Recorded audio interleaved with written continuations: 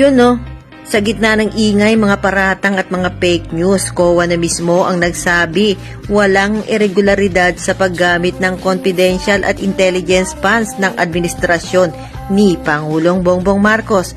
4.57 billion ang ginamit ng Office of the President. Lahat po yan documented, lahat pasado sa audit.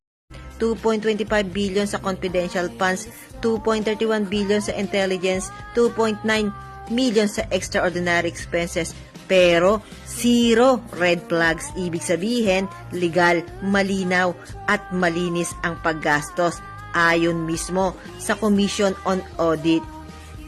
Trabaho, transparency at tamang proseso ang pinaiiral. Yan ang tunay na leader. Inuuna ang bayan, hindi yung sariling bulsa. Pilipinas, panahon na para pakinggan ang totoong report, hindi haka-haka.